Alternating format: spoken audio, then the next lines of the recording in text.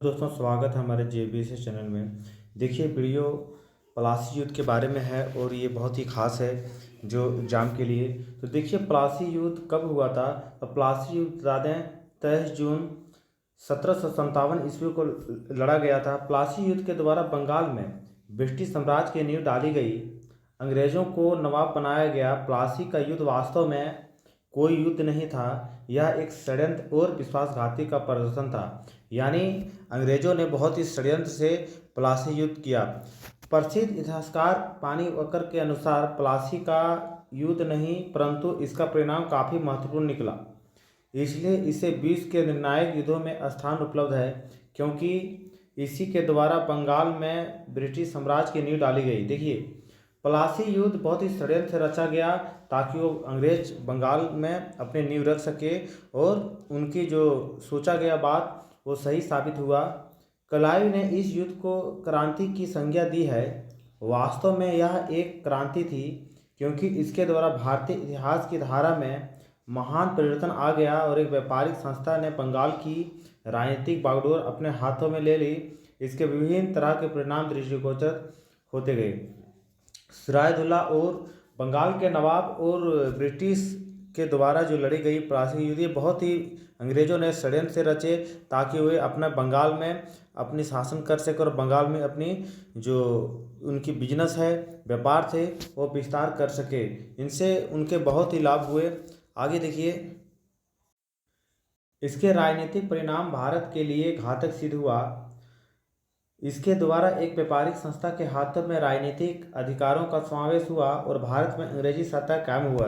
देखिए, प्लासी युद्ध होने के बाद जो अंग्रेज ने सत्ता, जो बंगाल का सत्ता जो अपने हाथों में ले लिया और वहाँ से धीरे धीरे वो पूरे भारत की ओर व्यापार की दृष्टि से फैलने लगे, राजनीति की दृष्टि से फैलने लगे। यह ब्रिटिश राष्ट्र के लिए अत्यधिक महत्व था। इस युद्ध के पश्चात मिर्जाफर को बंगाल का नवाब बनाया गया, परंतु यह एक अयोग्य व्यक्ति था। इसके अयोग्यता का फायदा उठाते हुए बंगाल का वास्तविक शासक अंग्रेज बन गए।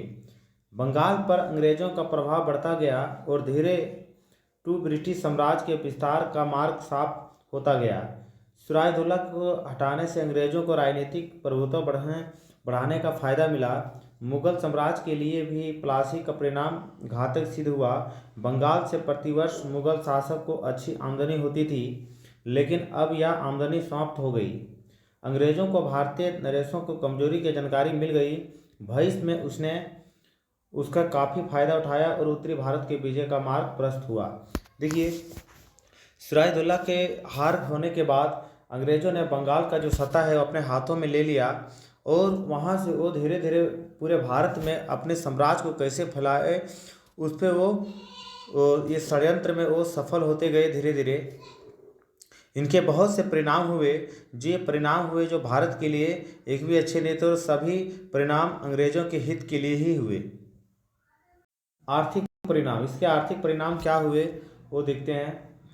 इस युद्ध के द्वारा अंग्रेजों को काफ़ी आर्थिक लाभ पहुंचा। मिर्जाफर ने कंपनी को 1,70,00,000 रुपये दिए, जिससे कंपनी की आर्थिक स्थिति काफ़ी मजबूत हो गई। बंगाल के लूट से भी उसे काफ़ी धन हाथ लगा। क्या हो गया कि ये कंपनियों को बहुत लाभ हुआ और यहाँ कंपनियाँ ही लाभ नहीं हुआ, यहाँ तक जो मुगल शासक को भी बहुत बड़ा ठेस पहुँचा, क्योंकि बंगाल से उनका जो लगान था बहुत ज़्यादा आता था और बंगाल जो था बंगाल अंग्रेज़ों के हाथों में चला गया। तो इससे जो मुगल का जो राजवंश था उसको बहुत बड़ी आर्थिक हानि हुई। कंपनी के मठ कर्मचारियों को 12.5 लाख रुपये मिले। कलाई को 2,24,000 रुपये मिले। इस युद्ध के पश्चात कंपनी धीरे दो जागीरदार बाद में बंगाल के दीवान बन गई। इस प्रकार इसके द्वारा भारत ब्रिटिश साम्राज्य की नींव डाली गई। अंग्रेजों को पुनः व्यापार करने का अधिकार मिला। मिर्जाफर ने कंपनी को घूस के रूप में 3 करोड़ रुपये प्रदान किए तथा व्यापार से भी अंग्रेजों ने 15 करोड़ का मुनाफा कमाया। ये किसी भी तरह जो है ये अंग्रेजों का ही फायदा हुआ, भारत का फायदा नहीं हुआ। भारत का जो है वहाँ से जो भारत तो धीरे धीरे बंगाल का सत्ता भी चला गया और यहाँ जो मुगल को जो लगान जाता था बहुत भारी मात्रा में जाते थे, वो भी चले गए अंग्रेज़ों के हाथ। तो इससे कहीं ना कहीं जो शुरुआत हुई अंग्रेज़ों की, ये बंगाल से ही शुरुआत हुई, और अंग्रेज़ भी सबसे पहले बंगाल के रूट से ही भारत में पहुँचे थे। तो ऐसे ऐसे वीडियो देखने के लिए हमारे चैनल को सब्सक्राइब कर लिए। बहुत बहुत धन्यवाद आपका।